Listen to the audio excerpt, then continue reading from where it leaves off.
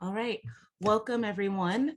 This is the Building a Local Welcoming Infrastructure webinar, co-hosted by the National Partnership for New Americans and Welcoming America. My name is Christina Francois. I am the director of the Office of New Americans of Miami-Dade, and I will be your moderator this afternoon. As folks are joining, we have a prompt for you all to answer in the chat box, and we're asking, what does welcoming look like to you in practice? So feel free to drop your responses in the chat and we'll talk about it a little bit before we jump into our panel. I see language access, creating a space for people to get to know each other on a personal level, having a sense of belonging. Yes, the question is, what does welcoming look like to you in practice? And for those of you that are joining or just joining, we are going to be hearing from three amazing speakers who have really been in the field implementing various welcoming strategies across different sectors. So from a nonprofit perspective, from the government perspective, as well as getting into a group discussion. So at any point, if you have any questions, feel free to use the Q&A function, and we will be accepting questions in the second portion of our session. All right, we see collaborating with others in the community to remove barriers, equity in policy and community embodied, applying emotional intelligence to understand how and make sure that everyone feels included, eating a meal around the table with others. So definitely keep on putting your thoughts into the chat, and I will begin to introduce our panel. So we will be hearing from Colin Triplett, who is the Director of Migration and Refugee Services at Catholic Charities of Louisville. Colin has worked in refugee resettlement for the past 17 years, and he currently leads a team of 30 people providing resettlement support services for over 1,300 people a year. Welcome, Colin. Thanks so much for having me. I do appreciate it. Yeah, so just to talk a little bit, kind of more on the local side of things with welcoming, Catholic Charities of Louisville, we went through kind of a discernment, vision, mission, strategic plan a couple years ago, and really we distilled our values into three core values you can see here on the screen: welcome, empower, and strengthen. So I think that when we talk about welcoming, we talk about what it means to belong and to welcome people to our community here in Louisville. It's not just kind of a thing that we're kind of saying, it's really everything is viewed through those values and that very important value of welcome. So every decision that we make, all of our programs are put into certain, those certain values, all of our financial decisions, when we recruit for our board, those are all, even when we do our hiring, we really are talking about those values. So really incorporating values into that. We, of course, we're a resettlement agency. Part of the Archdiocese of Louisville, we're a resettlement agency. And so really we do welcoming kind of firsthand, but welcoming people to a community and then making them feel like they're belonging are two completely different things. So we really have, you can go to the next slide. We've really focused on inclusion projects. So, we really believe in social contact. And we'll talk about some of our lessons learned and moving forward a little bit later, but really getting to know people that are new to the United States as humans in a real one-on-one basis is what we've done. So we've developed some inclusion events where we will partner or pair groups of that we are close with our ethnic communities of refugees that were recently arrived, with other groups in the community working together side by side.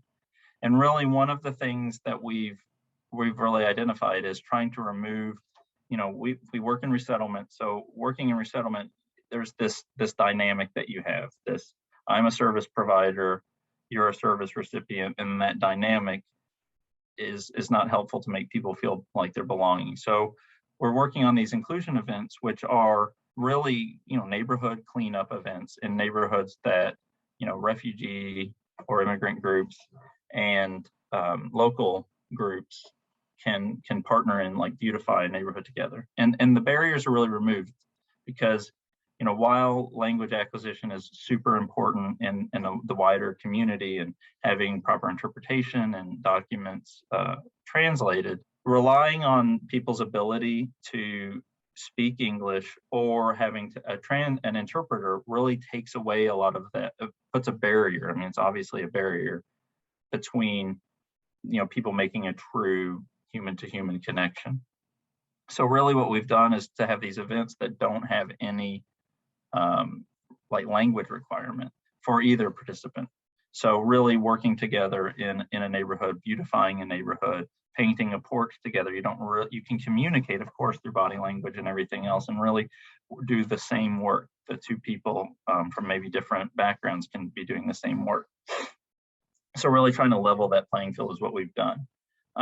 Another issue, as you can see from this picture, is that, a lot of the time, like for example, where I'm at right now in my office here in Louisville, we're in a neighborhood that doesn't traditionally have a lot of immigrants coming to that neighborhood. And so for local residents, for example, in the neighborhood that we've done these projects, to see immigrants that are visibly maybe, have traditional dress or whatever, doing some real helping alongside other groups, doing some real work, is very, very helpful for people to feel, to have, to be ready to be welcoming and to be inclusive. So, really one thing that we've learned is, of course, as a resettlement agency, we have, you can go to the next slide. As a resettlement agency, we have a very, very strong connection with people in our own community, in the Catholic community in particular here in Louisville, that are very welcoming. We have a very good connection with the immigrants that we have served in the past, and we continue to welcome. We don't have a lot of connection with people that either don't have, that may be ambivalent or don't have a connection with refugees and immigrants. So really partnering with local community-based organizations is really, ideal. We're partnering with a very small nonprofit. It's called Russell Place of Promise, that's here in the western part of Louisville, who really have a grassroots connection to people in a community that are really unable to, because of other barriers, unable to kind of move outside of this neighborhood. Like even, taking the buses is kind of difficult. So really having that connection, I think that's a very big lesson learned.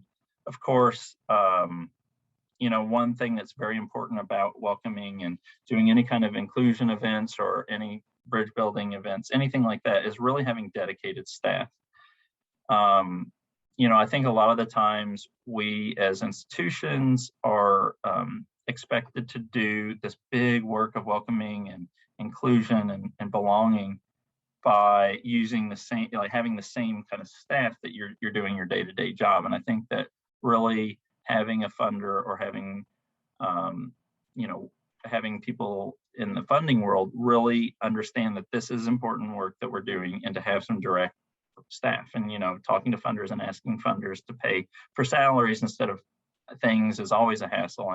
And I think that being able to have dedicated staff that are doing this work is really proven to be beneficial to us.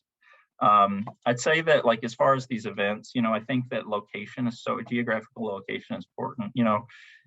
Physicality is important to these projects. We're talking about beautification projects with immigrant groups and local groups.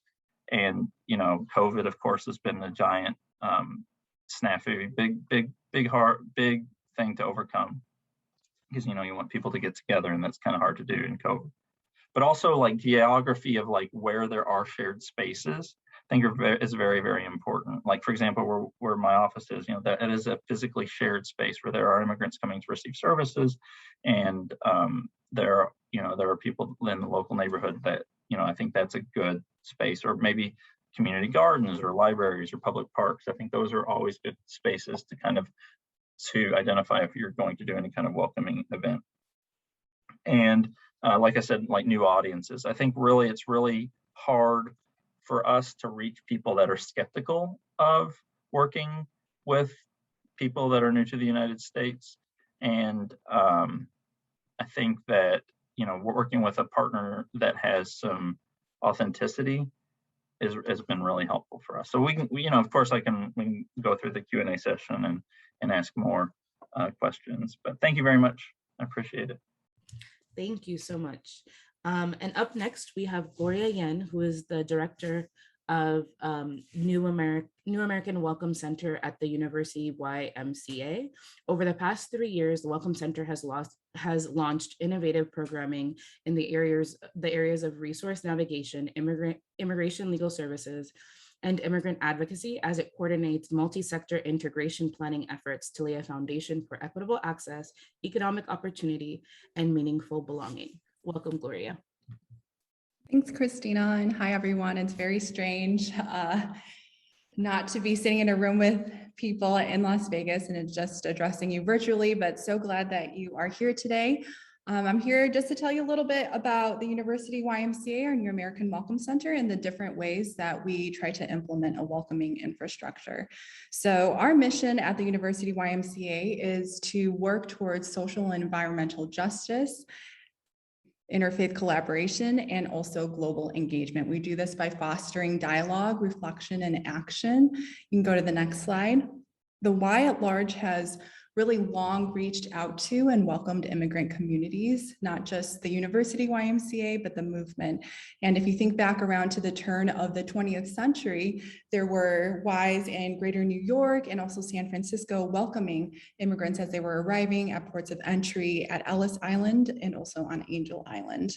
At the University YMCA, our work with immigrant communities also started around the early 1900s. We welcomed students who were coming to the campus of the University of Illinois by picking them up from the train station, providing them with meals, and also with temporary housing. Next slide.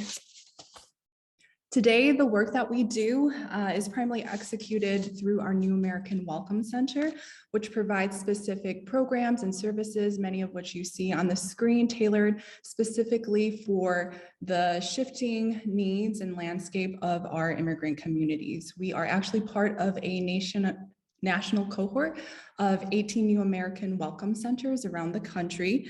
And what we do is we work to address the different equity gaps that immigrants who arrive in the United States or really have been here, sometimes for decades, continue to face as they find their place in the fabric of our community. I think that, as you saw from Colin, as you'll see from me and also from Fredericko, building a welcoming infrastructure really looks very different in many different places. And what I'm here to do today is really just to kind of give you a taste, a sampler platter of how we create and cultivate those conditions in our community. One of my mantras is dream big, start small, act now. And so I'm hoping that each of you are able to have some small takeaways that you can implement into action after today's webinar. Next slide. Thank you. So one of the ways that we develop a welcoming infrastructure is through the mobilization of community advocacy. So this has looked like building support for immigration reform, for example, demonstrations through marches, through rallies, through showing up in our state capitol, meeting with our legislators, and educating community members on things like how to submit witness slips or to submit public comments for changes to proposed federal rules. We meet with different community groups and also with elected officials. And what that allows us to do is to elevate the visibility of disparate immigrant experiences, center their concerns, and to build long-term and sustained relationships with officials with whom we need to maintain dialogue. Next slide, sorry. I'm just trying to look for my arrow key. Another way that we do this is through the building of cross-sector collaboration. So we do this by bringing together elected officials, business community members, public sector institutions, faith communities, social service organizations, and also immigrant leaders who aren't already represented in those other spaces. Welcoming infrastructures really demand and require not only the mobilization of the communities who are the most impacted, but also of people in power, right? And institutions who are able to influence and shape more immediate change, provide support for those through resourcing, et cetera. And they require cross-sector stakeholders to find common ground and shared values.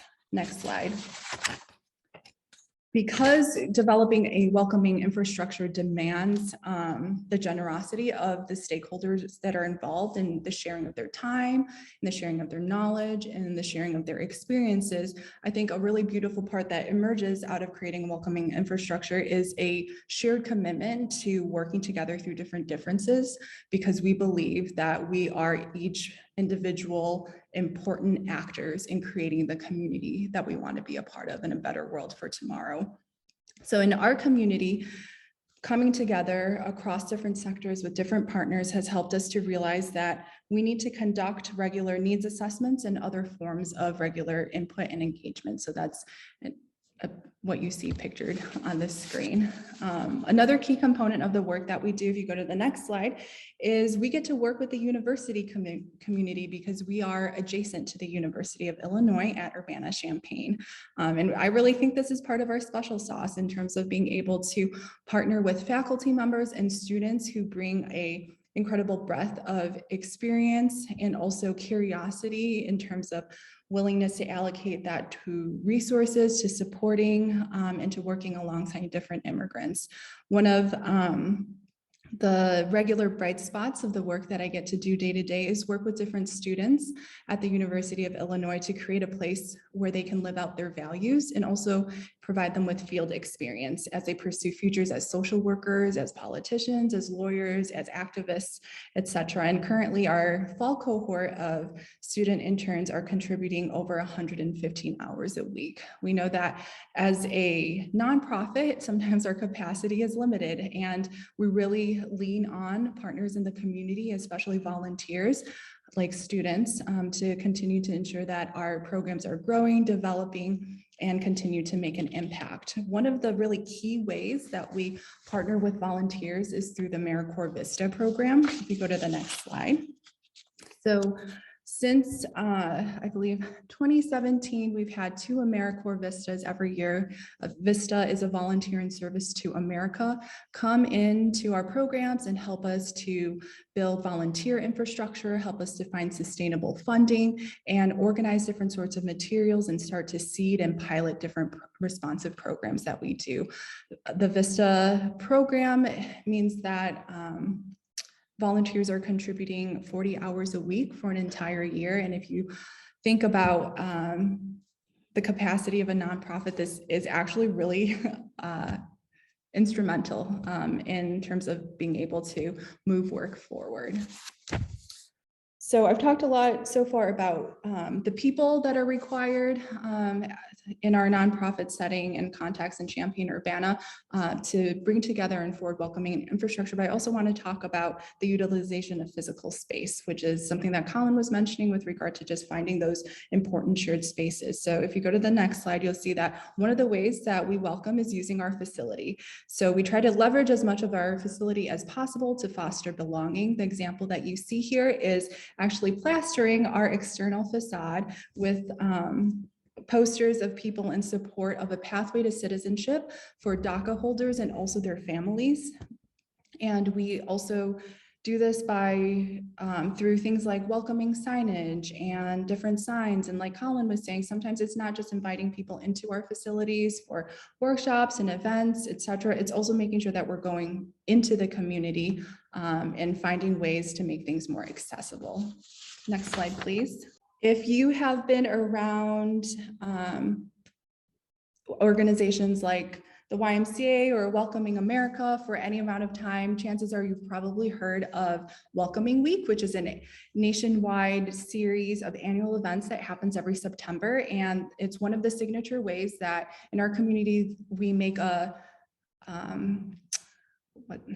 like a concerted, scheduled commitment to celebrate diversity and building bridges. Of course, we do stuff outside of that as well, but this is kind of our annual really big hurrah to make sure that we are not only doing the work that meets different needs, but we're also building connections and really trying to foster belonging by bringing people together to build bridges, sharing meals, having potlucks, sharing different experiences from the immigrant journey, for example. And so if you haven't participated in Welcoming Week before, whether you're an individual or an organization or a city, I really encourage you to check that out as a way to get your feet wet.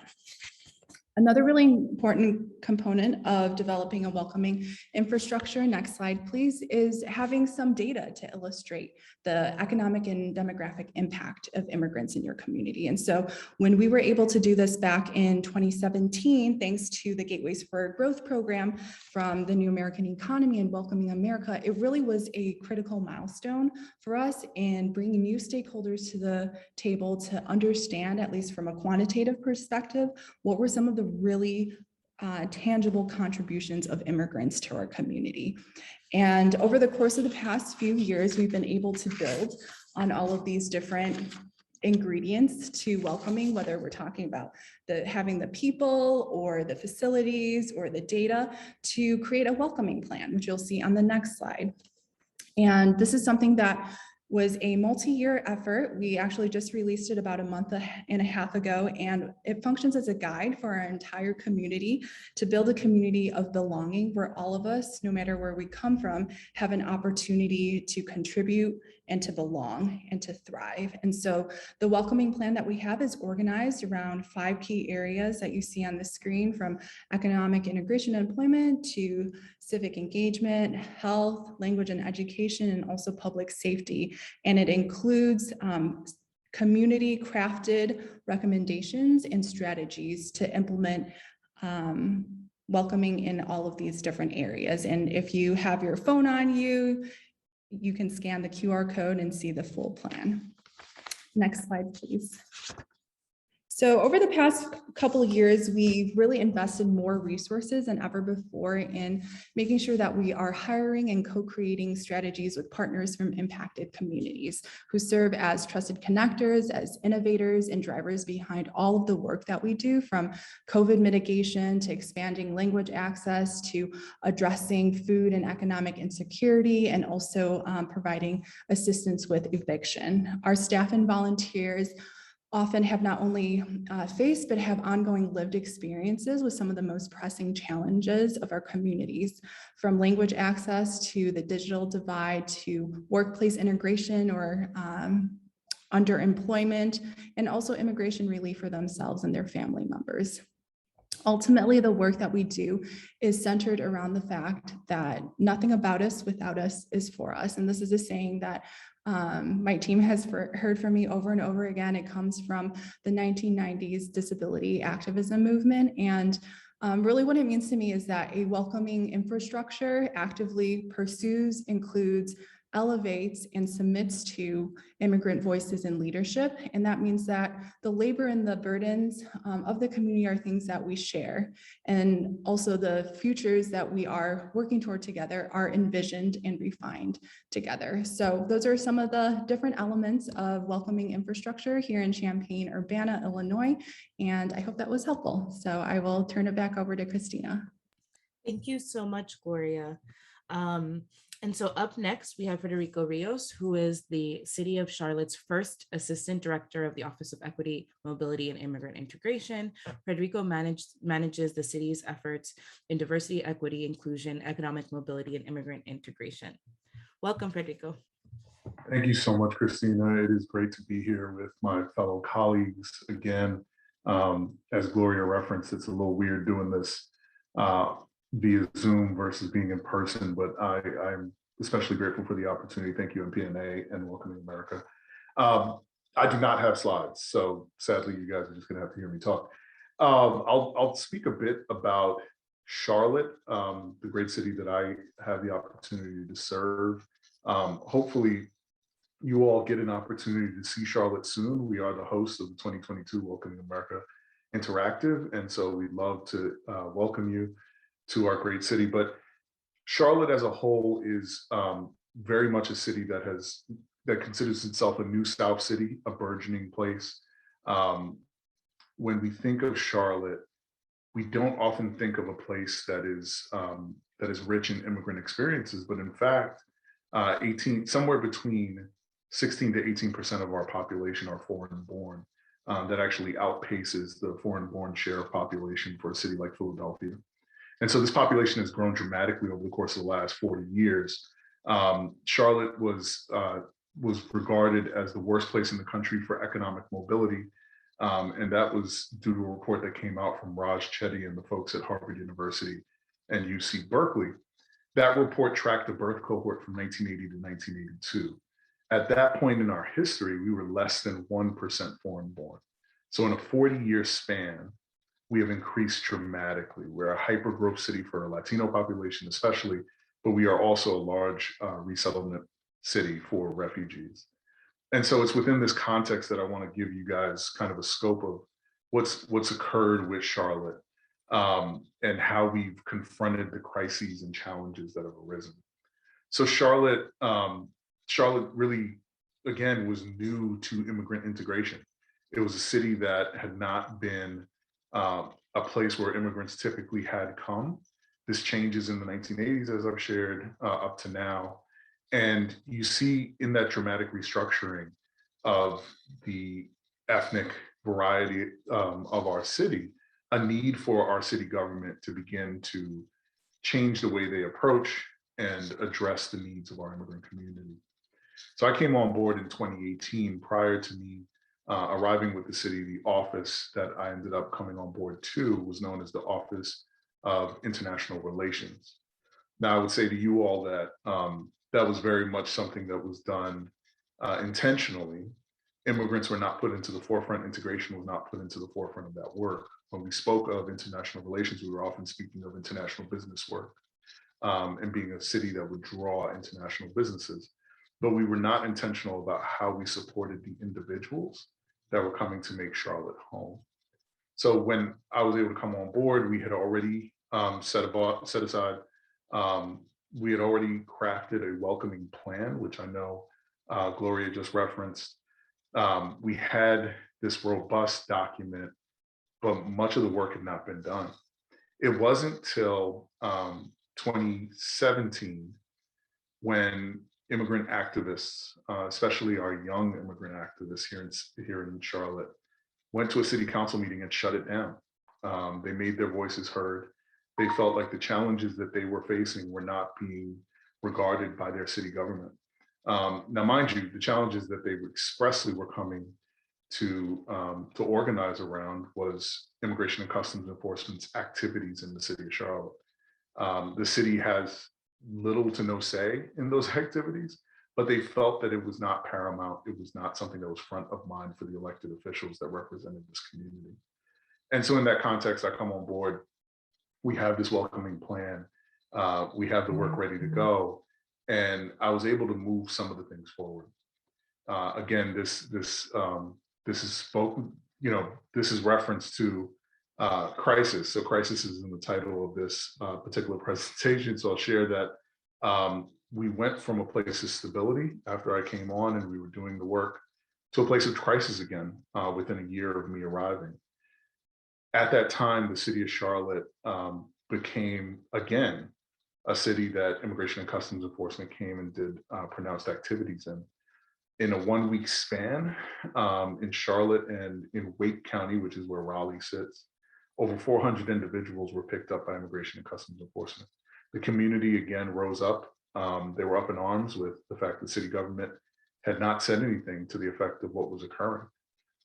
Shortly thereafter, immigrants arrived at a city council meeting, and our mayor, Mayor Valaus, who's still our mayor, said, we got to listen to people. We got to hear them out. We got to see how we can help, even if we are limited in our scope, even if we can't do something at the federal level, what can we do locally? And so I'm proud to say that we launched an ad hoc committee of our city council, the Immigrant Community Committee, and used that as an opportunity to go out to all 7 of our city districts and have conversations with larger groups of our community. The way we structured that was that we actually asked them what were the challenges that they faced. And then we placed them in buckets. We gave them an understanding. And again, such a large portion of our immigrant population are newly arrived immigrants, are individuals that are not often as well versed in how government works here in the United States. And so we were able to share, this is the responsibilities of the federal government versus the responsibilities of the state versus the responsibilities of the county and city government. And then after doing that, we were able to go through an exercise where we asked those individuals to come up with policies that would address the issues that they were having at the local level. They did so. They created a policy map and were able to say, hey, here are the things that we really want to see changed, and presented that to elected officials. I'm proud to say that many of those things have moved forward, including our work in tandem with the Foundation for the Carolinas, our local community foundation, to establish an immigrant defense fund where individuals that go to immigration court here in Charlotte and are residents of Charlotte can access funding for those proceedings. In addition, we were able to move forward a statement of support, taking this in part from the work of our partners at New American Economies. We were able to craft a City of Charlotte compact on immigration because we heard so often from our immigrant community members that they did not feel valued. They did not feel as if what they were doing in our community was seen as paramount and necessary. And so we were able to shed light on all the contributions that they make and how vital they are to making Charlotte what it is. Something stalled. Our language access policy and plan has been produced, and we're excited to move it forward. But right now, it has not been moved forward. And so, we again heard from our residents that so many of their challenges were being able to access the basic services and resources that the city had in their language of origin. We recognized that we had a lot of work to do in that space. Again, this is a city that only 40 years ago was predominantly African-American and white. And in that dramatic shift, had not prepared itself to make all of its services and resources available. So I'm proud to say that those things came out of the work that arose through a crisis. I'm excited to share that, as the City of Charlotte, we get to liaise with our partner organizations like our refugee resettlement groups, like our local New American Welcome Center and others, to ensure that our community members know that they are represented, that they have a voice in local government, that they have a place that they can ask questions to and connect to the most appropriate resources that they may need that city government makes available to them. And so with that, Christina, I'll shift it back over to you. Exceptionally grateful again for the opportunity to speak to everyone. Thank you so much, Fredericko. And I think that there are a couple of themes that have come up in listening to all three of you. One is that it's very important to be responsive to communities' needs, both the emergent needs in times of crisis and the longstanding barriers that need to be addressed by institutions and stakeholders. The other is that it's important to go where people are and not assume that people need to come to you for where there's for the services that they need, but it's actually very important to take the time to identify where communities are being established and going there.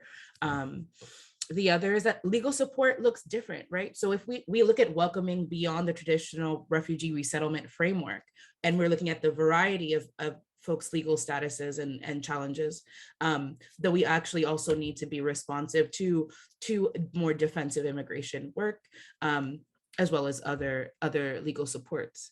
And then lastly, I think all of us have been a part of the Gateways for Growth Challenge in some way or another, and that is really important to leverage the resources from national networks like Welcoming America and the National Partnership for New Americans, who are really a repository for best practices and resources and frameworks that can apply across different contexts. And I will say that a comment that was said that I really love is that we also need to be looking at welcoming as empowering. How do we empower the newly arrived to feel that they have ownership over the local communities that they're a part of? So with that, I am going to shift over. So we're going to go to traditional panel style. I will ask a question of all three of you and you will take turns responding. And we are also going to be asking questions from the audience. So please, if you have any comments or questions, use the Q&A function and I will be asking those questions live to the panelists. So the first question, we'll go in the same order which we started in. what are the most critical challenges that organizations, municipalities, companies, et cetera, should be making to advance welcoming and belonging? Sorry, changes, the most critical changes that you all should be making to advance welcoming and belonging. I mean, I think that the whole kind of walk the walk, as cliched as it is, I think that belonging and welcoming and inclusion can have, to be honest, can have a ring of it's just a little bit, just some talk there. Sorry to be so frank, but I think really doing some real work. I think that when we did the panel in Las Vegas, a lot of people talked about language inclusion. I mean, language access is so important, and I think that, in your entire community, each kind of individual institution that is there for the community needs to be accessible to everyone in the community. Of course, language is one of those things, but just like removing any kind of barrier that doesn't need to be there. Like, for example, our water company, it's municipally owned here in Louisville. They ask for a social security number. They don't need a social security number. They don't. There's no real reason that they need one. And like kind of battling with that and asking some questions like, what's the purpose of this really? Through refugee resettlement, we because we are like kind of a big institution thought of in the community, we were able to kind of battle that, pull some strings, get that taken, but hopefully that will have a lasting effect on other people that we're not serving as refugee resettlement providers to serve other immigrants in the community. So, those kind of things about like really those logistical things about welcoming, I think that is what needs to be taken on, and like asking questions like that. No, it's because it's always been done this way. Like, really, what is the point of certain things like putting up barriers for no reason? That's my opinion. I would say you can ask the question of yourself, your organization, of just who's not here, and if they're not here, how do you bring them into the room, and who do you need to partner with to bring folks into the room? A lot of the work that we do in the community relies on trusted connectors who help expand understanding of existing institutions and also elevate barriers to access for these institutions to address discreetly. So just, I think very simply as a starting stage, like who's in the room, who's not in the room, and if people aren't in the room, that you can't possibly know. You can only imagine what their concerns are. Yeah, great question. I feel like I'm going to echo what's already been said by Gloria and Colin. I think it's this consistent evaluation of the internal processes that we undertake, right? Ensuring that oftentimes things are done unintentionally that create great harm. So really interrogating that on a regular basis. Working in city government, again, I'm working with 16 plus departments, and ensuring that they're front of mind. They're really thinking about how the residents that they're not hearing from can be connected with, right? So that helps them, that helps their bottom line. It ensures that the services and resources that they're providing are accessible. And it's easy to get them to buy in once they understand that they've created an onerous barrier. But it's really this idea of just consistently reevaluating. Here locally, we've partnered with the Government Alliance on Racial Equity, and we have applied a racial equity tool to our budgeting process to ensure that our departments are reviewing, the unintended impact of the services that they are attempting to provide, how they're allocating from a budgetary standpoint to address those unintended challenges, and what the process is for knocking those barriers down. Thank you. And I think on that same thread, a question would be, what are the key success factors for those of you that are achieving success in equity frameworks? How do you know that you're actually making progress? Like, what are those benchmarks? And we can do reverse order, since Fredericko, you were just talking about this a little bit. Yeah, this is going to sound squishy, but in part, the success is when you don't have to ask the question first. And I've seen this transition occur with departments. Colin mentioned the water department in Louisville. You know, there's certain things I don't have to ask of our water department here, or especially our stormwater department, because it's become so embedded in their process to interrogate, to evaluate, to review, to ask questions related to the things that bubble up, that it makes us aware of how best to address the issues as they arise. I don't know about key success, but I can speak to a recent success. And that is, you know, really with the publication of our welcoming plan, really that is just like, all right, here it's time to roll up our sleeves and do the work. But what's been really neat and hard over the past month is advocating for building back better and our share of our community's equitable distribution of American Rescue Plan funding. And one of the neat things is being able to dialogue with city and county officials around the framework that we've established for welcoming, that they were partners with us, and telling them and calling them into account to implement the plan. And so being able to cite specific portions of like the expenditure categories of the American Rescue Plan, for example, and connect them with how these will specifically help us forward the different strategies, both long-term and short-term, that we have laid out together in our welcoming plan, whether we're talking about resources for mental health and trauma-informed care, or to really think about how do we allocate community support around, in our community, a big issue in the language access sector is challenges faced by Indigenous Maya immigrants from Central America who are coming into our community, and often they're learning English as like a third language after they learn Spanish as a second language. And so I think having developed the plan and being able to use that has been a success for us, and we already see different ways that we can continue to make sure that we are bringing this back into conversation over and over and again as a tool.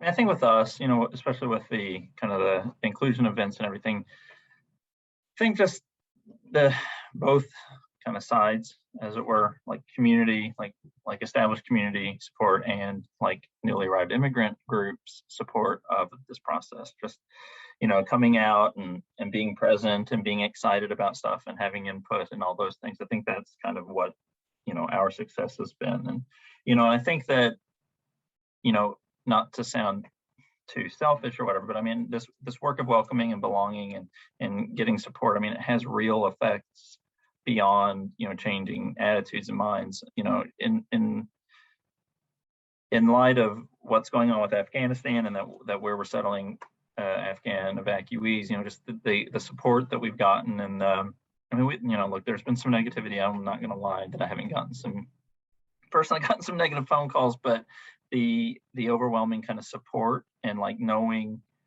you know, that this community is ready. I mean, like the idea is like that the community is already ready to welcome. That's been a lot of the sentiment, even when we were kind of discerning how we would be involved in the Afghan evacuation process. You know, the outpouring of support and people that were not like on our side traditionally have been really supportive. So I think that kind of hope I'm hoping I can't really tie a real correlation to it, but I'm hoping that is part of the work we've been doing as a result of part of the work we've been doing. Thank you. A question from the audience. Do you differentiate your support to undocumented folks from the general group of immigrants, considering their needs are different? Anyone can answer. Gloria, go ahead. Yes. And I think not just only undocumented immigrants, we work with immigrants regardless of their status, but really different communities of immigrants, and not only based on their country of origin, but based on their kind of respective circumstances, their level of education, the types of opportunity that they're looking for. And one of the ways that we do that is really through our staffing structure and making sure that it complements and maps onto the different immigrant demographics that are in our community. So we do that through tailored immigration legal services, through tailored case management, one-on-one with people, to make sure that we're really understanding and responding to their respective needs. I would say we don't differentiate from the sense that our resources and services can't be made available unless there is some barrier related to documentation and accessing those services. But we are empathetic and realize that those challenges are different. And we try to make sure that we have the resources that are most appropriate if a challenge arises that's specific to documentation status. Otherwise, we try to maintain the equity framework, ensuring that everyone can have access no matter where they start. We can all end up in the same place. I mean, I think for us, Catholic Charities as a whole, we don't, with my particular department, it is very refugee focused. So that is obviously tied to a certain particular immigration status. So that it's kind of undeniable because of funding that we receive from the federal government. But, as far as our welcoming strategy and everything, we really try to be conscious to welcome kind of everyone, of course, regardless of their immigration status. But of course, we have an immigration legal services department that really does work with people to help them obtain documentation. Thank you. And so the next audience question is, how do you continue to do this work in a perceived culture and society that does not prioritize being welcoming in practice and in thought? That is a really great question. Whoever wants to take it first. Is this like more of a philosophical question? Like, how do we wake up and deal? I mean, I think that it's, I think this kind of bridge building, and I know that sound, and that the idea is really interesting, because I think, while there are elements of our society that are really oppositional and antagonistic and awful, I think that there is on this idea of welcoming, especially in terms of with immigrants in our community, I think that there is still some room. I know there's room to change people's minds, or get people to make their mind up to be welcoming, I guess is better said. And I think that it's, I think that's also, I think sometimes it's hard, especially in the refugee resettlement world, where, national rhetoric affects everyone's life, like on the day-to-day always. I think sometimes it's hard to divorce that big talk, grandstanding rhetoric with your day-to-day. And, a lot of times, people are very surprised. I mean, I personally, in my career of working with refugee resettlement,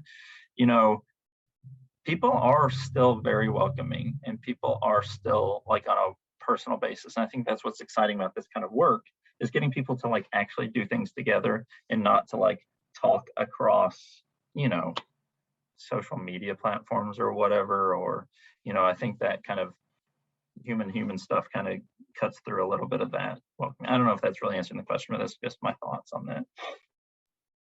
Definitely can't replace the human to human connection. And that's what's so powerful about this work, for sure. Gloria? Yeah, I definitely think that one of the worst ways to do this work is in isolation. It just really wears on you, right? You really need to find thought partners and co-conspirators with you. And I think part of the, magic of our current state of the world is if you can't find them in your community, you can find them outside of your community virtually, right? I know that I am really lucky to work with a team of just really decent humans who help, in the moments where you just want to tear your hair out, where you're, crying, even with people who are committed to the same end goals, but have different ways to pursue it. And it's so difficult to find some of that common ground sometimes. But I think that having people who are going to encourage you, support you, help you come back at it, help you get out of bed in the morning is really, really important. And it seems to me, maybe it doesn't seem like a small thing. I think it's a really big thing. And I think that one of the ways that we've been able to grow our work is really by leaning into the teaching and friendship of practitioners around the country. So I would really encourage you to kind of look and see who else is out there doing this work and has the wisdom of experience to share. Fredericko? This is the feeling question, right? This is the emotion question. And for me, Yes. for me, this is incredibly personal. I think Christina and I bonded off of the fact we're both from the same place in the world. We're both from Queens, New York, and Queens is the largest immigrant county in the country. And you know, my mom came to this country in 1969, 4 years removed from the Immigration Act, from the Civil Rights Act, and was given an opportunity to reconnect with family and make a life. And you know, without whipping out the the contrived good immigrant hard worker story, she killed herself to provide better for us. And here I am as a testament to her and what she did. And so I continue to do this work in spite of the difficulties that are presented in it, in spite of the challenges, because I honor her memory. You know, what she did was worthwhile. What these families are still doing is worthwhile. And nobody wants what this country, you know, tells the world it gives its residents more than the immigrant. Nobody wants it as bad. Nobody fights as hard. And so it's an honor to service people that, like my mother, came here and made a life of it. Thank you. Yeah, I mean, moderator privilege really quickly. I will say that what keeps me grounded in this work is that I am the product of what all of our hard work looks like in the long term, right? In being able to see the conditions of someone's family, their family's lives change like within a lifetime, not even within generations. Really, it is truly powerful. And I think that similar to what Colin said in terms of that person-to-person connection really cuts through the noise. And so, yeah, okay, so I'm going to go to the next question. So we'll go to the feeling. I'm the feeling person. So the next question is how has your understanding of the intersection of racial justice and immigrant justice changed, knowing that, you know, a lot of folks had mentioned in the last year or two, us operating in a different context of the racial reckoning and, you know, the rise in anti-Asian hate and xenophobia. So I'll leave it there. I can kick us off, I guess. It's put it into stark relief. You know, there's things that, so there's an idea that we don't spend enough time on in regards to intra-immigrant racism and hatred within our own communities and how that arises. And recognizing that all of these folks want to fit, but we're trying to fit them into a system that is expressly built to deny Black people opportunities. Especially, it's just, it's something you really, for me, it just, again, this is personal, this is emotional. I grew up, my best friends were Haitian, my brother's Haitian. You know, it's a different dynamic. And within that context, you know, realistically, are we addressing the racial issues that are the underlying thing that so often manifests in our work? I don't think that we're doing a good enough job of that. But my job is to ensure that every immigrant has an opportunity, that every immigrant has that access that I've spoken so much about. And I have to recognize that for some immigrants, those barriers are much bigger. The challenges are much more. I think one of the most eye-opening experiences, I knew this internally in a sense, but to see that, you know, we don't have the same number of Black immigrants in this country as we do other groups, but they are disproportionately arrested and deported at an incredibly high rate. That's something I have to, within my sphere of influence, within my capacity, find a way to address consistently, because that's the work I'm charged to do.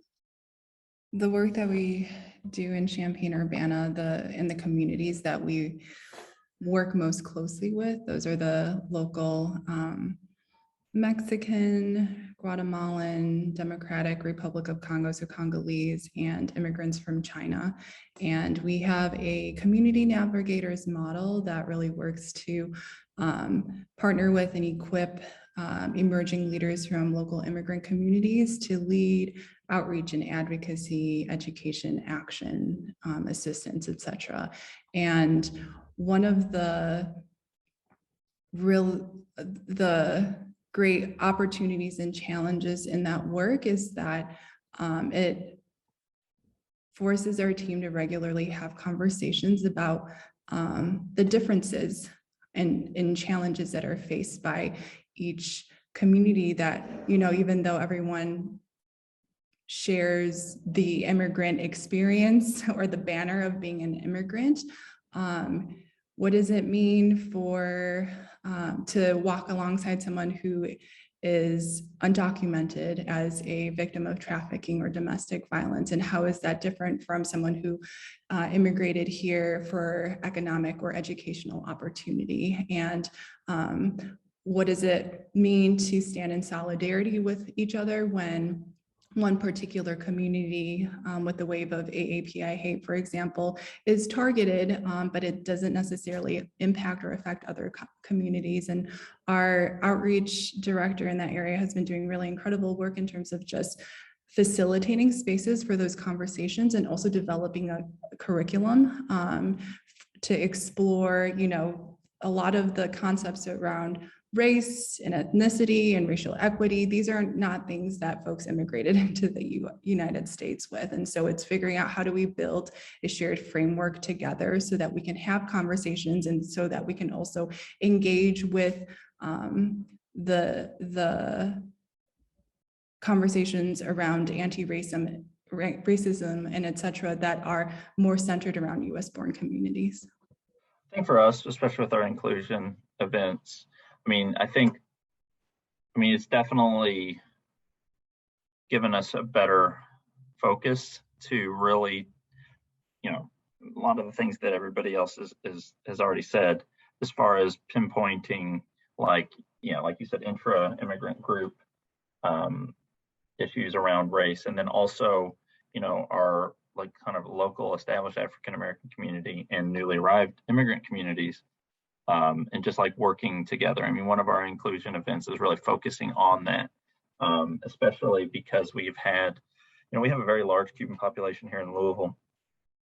And, you know, there have been some kind of high profile instances where, you know, Cuban immigrant groups have been, you know, not as, you know, I don't want to put too fine a point on it, just not really being, being as racially conscious as they really should be. And I think that a lot of that's a lot of our work that we can do is to help bring groups together and not in a confrontational manner. I think a lot of the times, you know, there's, you know, a lot of confrontation and media gets involved and social media gets involved and like leaders may, you know, incite some division for their own gains. And I think that this kind of grassroots, lower level, working together stuff, I think makes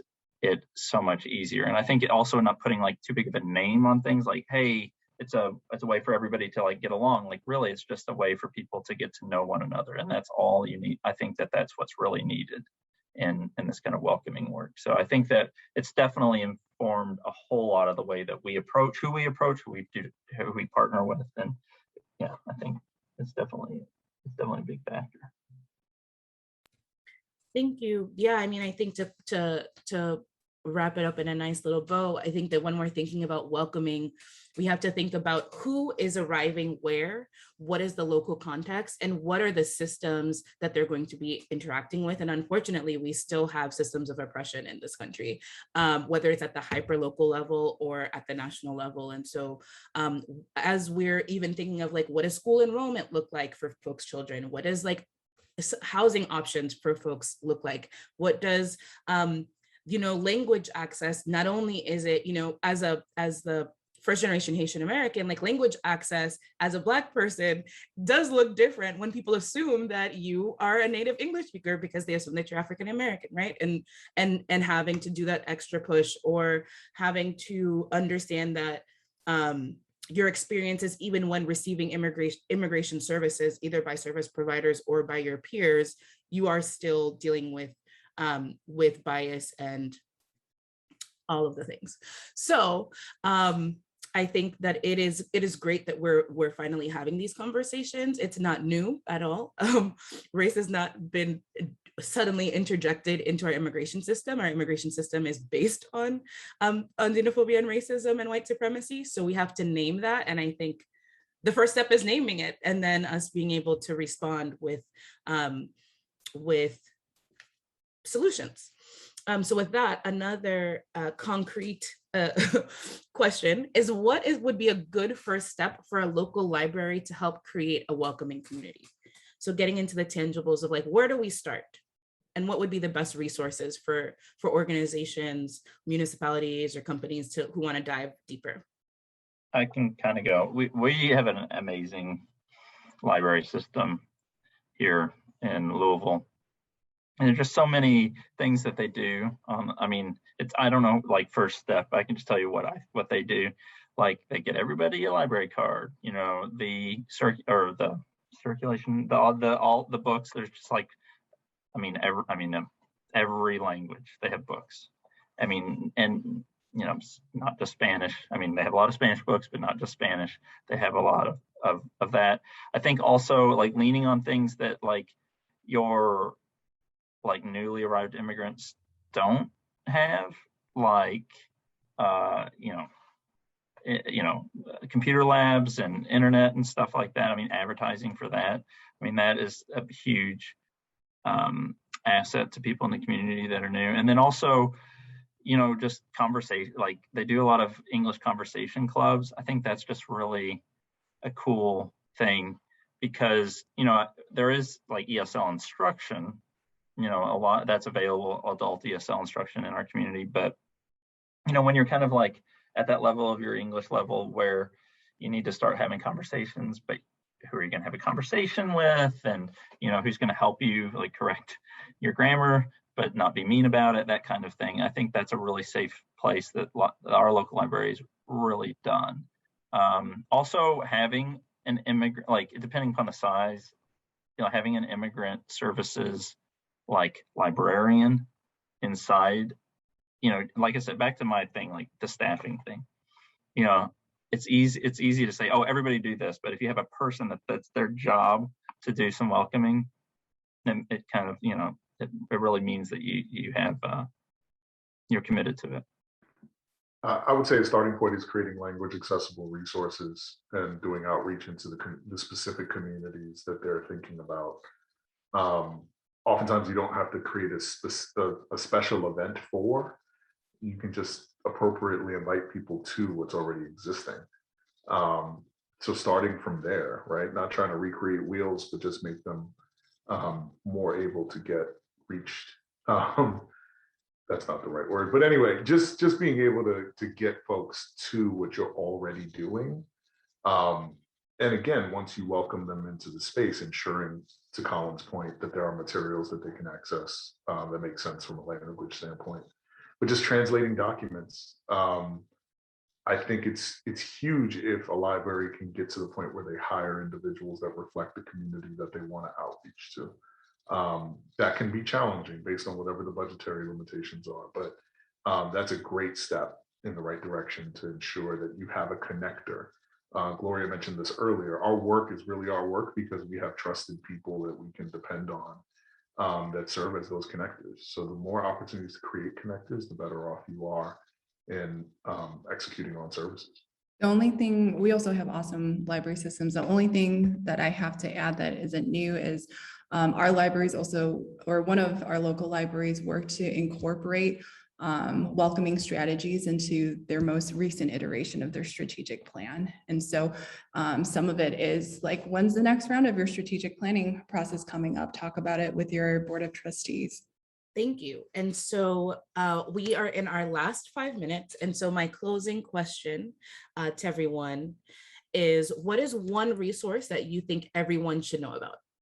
And you can also include any of your final thoughts that you want to get in there too. I mean, Welcoming America, I think that just going to getting involved with Welcoming America, I think it's just been so great for us in multiple ways. I would definitely, get involved if you aren't already involved with Welcoming America. And also to look for the equivalent of that maybe at your local level. So is that like a Human Services Council? Is that a meeting of different organizations? Is it you initiating like a coffee group, for example, with something with some folks with shared priorities? But yeah, I agree. Welcoming America has a lot of great technical assistance, ways to tap into different sorts of webinars, things like that. I would, sorry, this is not one resource. Another place is just visit the New American Economy website or look at your most recent census data. Like, data really, really matters. And I didn't believe it until I actually saw people be like, whoa, now I will talk to you. And before I didn't care, because you're able now to illustrate how many immigrants are in the community, what sectors they work in, how many of them are homeowners, what their status is, et cetera. And so if you haven't had a chance to review the latest 2020 census results yet for your community, I would encourage you to do so. Yeah, I concur on both of those. I think if I were to share a resource that I find a lot of people don't know about, the Refugee Congress is a really interesting body. And from an advocacy standpoint, great information comes out of that body. GARE, for those that may be on the call that are connected back to local governments, I've mentioned them earlier, the Government Alliance on Racial Equity and their focus on the utilization of racial equity tools in work, I think is valuable. Those would be the two that I would bring forward. How do you spell that last one? I think GARE, it's G-A-R-E. Mm-hmm. And I dropped the ones that I had readily accessible. I dropped them into the chat for folks. And I would also say, shameless plug, your local Office of New Americans or Immigrant Affairs. They're always we have over 100 Office of New Americans or Immigrant Affairs across the country at the state and county the state, local, and city level. So definitely look at the National Partnership for New Americans has a directory of where they are located. So you can definitely check if there is one in your municipality, and are generally a great institutional partner. And so with that, I would like to thank all of our panelists. Thank you to the National Partnership for New Americans, as well as Welcoming America. And for those of you who are asking, I know there's a question in the chat, this is recorded. You will be able to see this. And for those of you that are watching this later, definitely look at each of our organizations and institutions for more information. Thank you, everyone.